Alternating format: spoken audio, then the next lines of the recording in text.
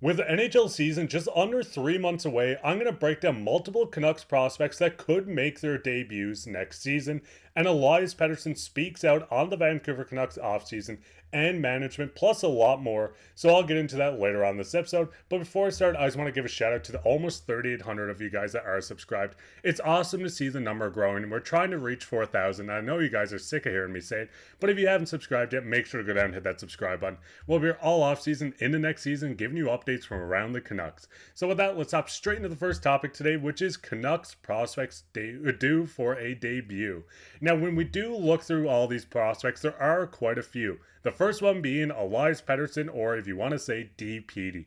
DPD was a third-round pick for the Canucks in 2022. He's a left-handed defenseman from Sweden, 6'2", 194 pounds, and we did see him debut in North America with 8 games for Abbotsford. He had 2 assists in those 8 games, going in to play 1 playoff game.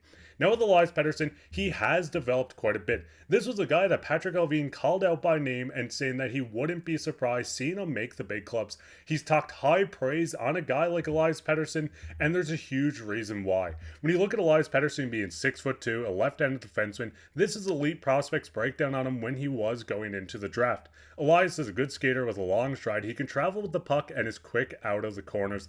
Elias is very involved in the game and drives it with a strong first pass or puck traveling. He has good control, his head up. He uses mobility, reaches closed gaps, and you can continue on to read with this about him being a shutdown defenseman, and he can hit as well. With Elias Pettersson, this is a guy I would not be surprised to see at either the end of the season or if injuries happen to the defense. Obviously, you have guys like Jet Wu, Mark Friedman to step in throughout the season, but I do think if anyone's called up from Abbotsford on defense, it's going to be Elias Pettersson. We've seen this guy make jumps throughout his career, playing in the Swedish 1 league. He played with Abro in the Swedish 2 league, which is the tier 2 of the SHL league, which is Abro would be tier 1. We've seen him play with IK in the Swedish 1 league, then making the jump in Abbotsford. This is a guy that has developed quite a bit, and I would not be surprised seeing him get in. Now, the second prospect, and no one's going to be shocked that I have this name here, is Jonathan Lekkerimäki. Jonathan Lekkerimäki, top prospect, no doubt about it. Former 15th overall in 2022, the same draft as Elias Pettersson, the defenseman, of course. We've seen he played with Abro this season, playing in 46 games, 19 goals, 12 assists for 31 points. He played 3 playoff games, having 1 assist.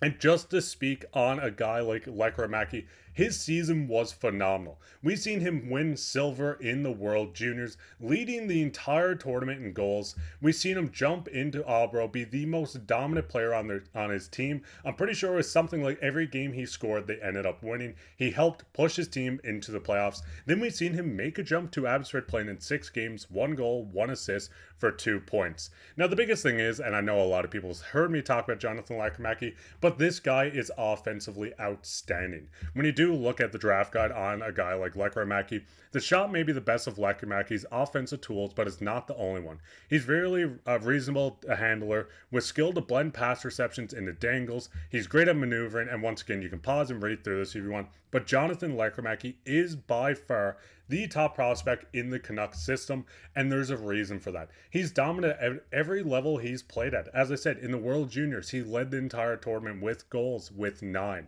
We've seen him play with Abbotsford, having 2 points in 6 games, making his debut in North America. We've seen him playing with Abro in the Tier 1 of the Swedish Hockey League, putting up 31 points with grown men in 46 games. This kid is going to be a star. I know a lot of people say I hype up prospects, I talk highly of them.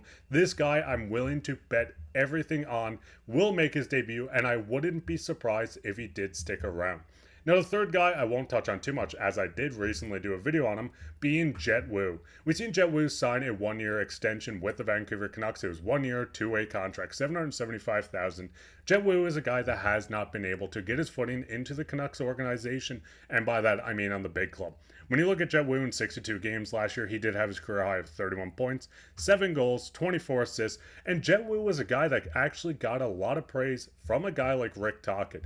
Jet Wu is a defenseman, right-handed, 6 foot, 205 pounds. He can use his physical force. He's a good shutdown defenseman, and as you can see, he can still put up relative numbers in the AHL, and I do think we see him get the call up. Obviously, we've seen Jet Wu get called up last season, not getting into any games, but I think he is on the order of coming up on the right side. I think Elias Pettersson will be called up if a left defenseman goes down, and if a right defenseman goes down, I definitely think Jet Wu is going to get in. But what's your guys' sorry about that? What's your guys' thoughts on these prospects? Who do you want to see get in? Maybe there's a prospect I never touched on. What prospect do you think has the highest ceiling? And I guarantee you it's going to be Jonathan Lekkerimäki. But let me know down in the comments. But with that, we'll hop straight into the second topic, which I kind of gave away a second ago. Elias Pettersson speaks out on the Canucks. Now, we did get a report, and this is a quote from Elias Pettersson, and he said, "We have something good going on now," Pettersson expressed. "Life in Vancouver is great. We've had something going good on now. We have a very good players, good coaches, our general manager, Patrik Allvin, and since President Jim Rutherford came here, the club has been turned upside down for the better. We were close to reaching the conference finals last season, but now it's just a matter of building on that." Now, obviously, this was a Canucks team that, of course, went to Game 7 against the Edmonton Oilers, ultimately losing in Game 7. But this was a team that made a massive stride, a team that went from missing the playoffs straight into the one game away from the conference finals against a team that pushed the Florida Panthers to a Game 7 in the finals. This Canucks team is growing, and I really do like on how Elias Pettersson really spoke good upon a guy like Patrik Allvin and Jim Rutherford and on their moves. Now, just looking at some of the moves, I'm going to break down multiple of these and why I think a lot of these are the perfect fits. Now, when you do look at the moves, obviously day one, July 1st, we've seen the Canucks go out and pick up Jake DeBrusk. Jake DeBrusk signed a 7-year, $38.5 million contract, and we've seen Patrik Allvin speak on this as well and say that he's going to play with Petey. Petey getting a fast winger that can score goals with almost scoring 30 goals, 40 goals. He's going to put up a lot of goals. Having a defensive winger that can score goals, keep up with him, is exactly what he needs. And once again, they picked up Danton Heinen, who is another guy, speedy winger that can score, I believe it was 16 goals last season on a 2-year, $4.5 million contract. This screenshot right here could be Petey's two wingers going into next season. I think Allvin did perfect job picking up two of these players going into next season. And it doesn't end there. We've seen him go out and pick up multiple more pieces. Obviously, Kiefer Sherwood being one guy that could be a Dakota Joshua Jr. Derek Forbort coming in to be that rough and tough defenseman to replace a guy like Nikita Sidorov. Yuri Patera, a guy that's going to come in and possibly be a third-string goaltender. And Vincent Desharnais, which is another huge add. And by huge, I mean 6'7". He is huge. These pieces, and with how Pettersson spoke on this, I do think the Canucks are in for a magical season. But Pettersson continued to talk on a tiny bit more as well. He went on to talk about how he started coaching. He said he went back to his hometown, all the money goes to them, but I want to offer kids to come here and teach them. Things that we teach here, I practice every summer. There are many players who look good. I think everyone eats and everyone's listening. It's the first time I get to act as a coach. If you can say so, I thought it would be hard, but I think it's been great fun. So we see Elias Pettersson continuing to train in the offseason, but he's also taking a coaching route, which is a little exciting to see. Maybe we see Petey as a head coach for the Vancouver Canucks in the next 20 years. But what's your guys' thoughts on Pettersson? What's your thoughts on his comments on past season, on Patrik Allvin, on Jim Rutherford, and everything else? Let me know down in the comments. But speaking of comments, let's get in everyone's favorite topic, which is comment of the day.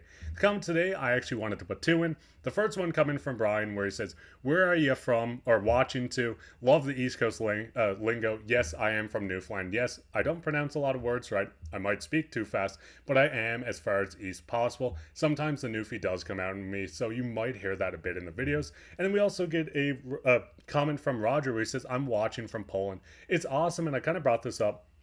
It's awesome to see everyone watching from all over the world. If you want to be comment of the day on tomorrow's episode, go down and leave a comment where you're watching from. I've had comments, people are watching from the UK, from Poland, from Australia, New Zealand, Thailand. It's so cool to see everyone watching from around the world. So let me know where you're watching from. Let me know where you're sitting right now. Let me know all that down in the comments, and you could be featured on the next episode's comment of the day. While you're down there, leave a like, share this with your friends, subscribe. We'll be back tomorrow with another episode. But thank you for watching. I've been your host, Mark Bai, and take care.